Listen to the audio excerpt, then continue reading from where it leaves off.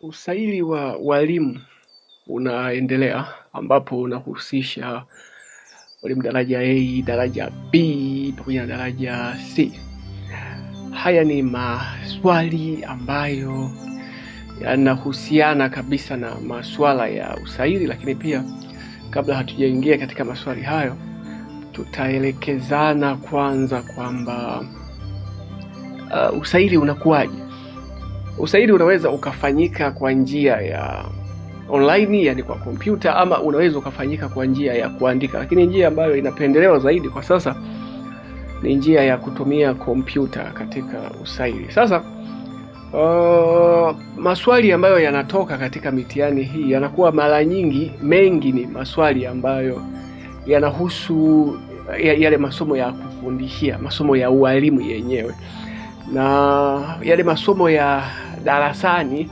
Kwa mfano, kama wewe ni mwalimu wa history na Kiswahili, maswali yanayohusu historia ile ya darasani yanaweza yakawa machache sana, lakini maswali mengi yanakuwa yanahusu yale masomo ya kufundishia.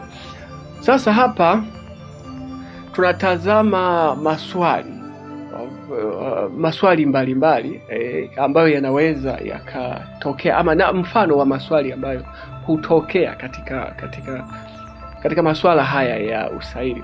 Haya maswali tumeyatoa katika somo la CT 100, Introduction to Teaching. Kwa hiyo unapokuwa unajiandaa na hii mitihani ya usaili wa walimu, inatakiwa uhakikishe unapitia sana, unatakiwa uhakikishe unapitia sana yale masomo ya kufundishia, CT 100, EP, pitia hayo. Sasa hapa katika CT 100 tutaangalia mfano wa maswali 5 pamoja na majibu yake, halafu na wewe utaendelea kujifunza zaidi, na nitakuja na mwendelezo wa makala nyingi zaidi ambazo zitakusaidia wewe kujiandaa na mitihani yako. Kwa hiyo haya ni maswali ambayo yatakusaidia sana katika maandalizi ya mitihani yako hii mipya ya usaili wa walimu katika mtihani wa kuandika, kabla hujafika kwenye mtihani ule wa mazungumzo. Sasa swali la kwanza linasema according to the notes which statement is an alternative definition of teaching. Hapa swali hili nataka ueleze definition, maana ya kufundisha nini. Kuna machaguo mengi sana hapo, lakini hapo jibu lake ni D, a system of action involving an agent and an view and a situation. Sasa la pili nasema which is not listed as an important event or component of teaching.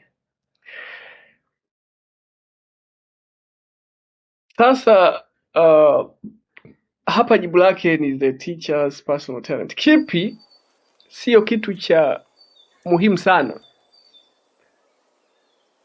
katika ufundishaji? Which is not listed as an important event or component of teaching. Katika ufundishaji kipi sio kitu cha muhimu sana katika haya ambayo yametajwa? Yaani katika ufundishaji kipi sio cha muhimu sana, yaani sio cha lazima?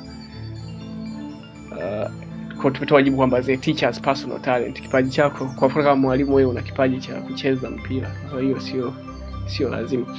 Tunaangalia mifano 5 hapa. The teaching as transmission process is characterized by what flow of information.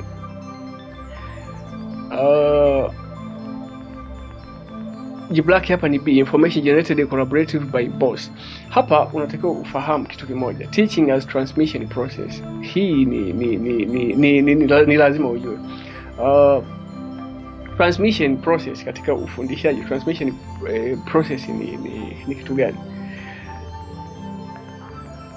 Transmission process tumesema hapa katika jibu la B, sifa yake kubwa ni information generated collaborative by both, kwamba mwalimu na mwanafunzi wote wanakuwa wanashiriki katika hatua za ufundishaji. Alafu 4, a key advantage of the transmission teaching process is that it is. Kwa hiyo kulingana na maarifa tuliyopata hapo juu, transmission teaching process tumesema ni ile kwamba mwalimu na mwanafunzi wote wana participate. Hapa jibu tunaona ni B, helpful in concerning a lot of material in short time. Faida ya transmission teaching process ni nini? Inatusaidia kupitia vitu vingi kwa muda mfupi. What is the main characteristic of teaching as interaction process? Sifa kuu ya teaching as interaction process ni Jibu lake ni B. Both teacher and student participate and contribute in the generation of information during teaching. Sasa kama umejifunza hapo utaelewa kwamba ukishakuwa na idea ya vitu, maswali haya ya kuchagua hayawezi yakakushinda. Ukishajua tu teaching as interaction process, ukishaelewa kwamba teaching as interaction process, ukishajua tu huwezi kupata shida, kwa sababu utakuwa tayari umeshapata idea na utachagua jibu ambalo liko sahihi. For teaching as interaction process ni bosi teacher and the student participate and contribute in the general of information during teaching. Mwanafunzi pamoja na mwalimu wote wanashiriki pamoja. Mwalimu anaweza kauliza maswali, mwanafunzi akajibu. Sasa haya ni maswali tu ya mfano ambayo nilikuwa najaribu kupatia. Sasa yako maswali zaidi ya 50 ambayo tuko nayo, zaidi ya maswali 50 ambayo yatakusaidia katika kujiandaa katika somo hili la CT 100. Yaani haya maswali 50 ambayo niko nayo, hakuna swali linaweza likatoka katika kipengele hiki cha CT 100 likawa jipya katika hayo maswali 50 ambayo nimeyakusanya pamoja na kuyawekea majibu.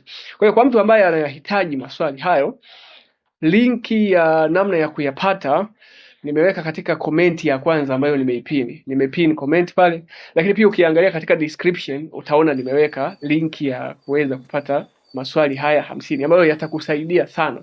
Ama kama unayahitaji maswali haya ya CT 100, unaweza kaniandikia ujumbe wa WhatsApp, kaniambia mwalimu, nahitaji maswali ya kujiandaa na CT 100. Yako maswali 50 ambayo yataweza kukusaidia sana. Kwa utanitumia ujumbe wa WhatsApp katika namba ambayo nimeitaja hapo, ama katika namba ambayo inaonekana hapo.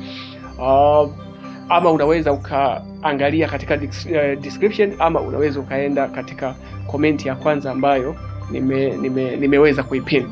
Kwa kifupi sasa, kwa kuhitimisha, tumalize kwa kusema kwamba mitihani ya usaili kwa walimu, mtihani unaweza ukawa na maswali, unaweza kukutana na mtihani na maswali labda 25. Kila swali linakuwa lina alama 4. Sasa wewe target, jitahidi sana unapoenda kwenye mitihani hii ya usaili. Jitahidi sana upate angalau alama 70 kwenda juu. Kwa sababu wanapokuja kukata zile alama, ujue wanachagua wale watu ambao wamepata alama za juu zaidi, ndio ambao wanachaguliwa kwa ajili ya kwenda kwenye oral interview. Wanachaguliwa wale wenye alama za juu zaidi. Sasa wewe jitahidi uhakikishe unapata angalau 70. Ukipata 70, upo uwezekano ukapata 70 na ukaachwa, lakini sio rahisi sana kwamba una 70 ukaachwa. Mara nyingi utakuta mtu ameachwa labda alikuwa na 68, lakini wapo watu ambao ana 72 na ameachwa. Lakini ukiweza kupata 70 kwenda juu, una asilimia kubwa sana ya kuweza kwenda. Kwa hiyo hata unapokuwa unafanya haya maswali ambayo ninayataja haya, unapokuwa unayafanya haya maswali, hakikisha unajipima kwanza, unaficha majibu. Fanya, alafu sahisha. Ukiona huwezi kupata kuanzia 70, ongeza bidii zaidi, jiandae zaidi. Kwa hiyo niwatakie maandalizi mema.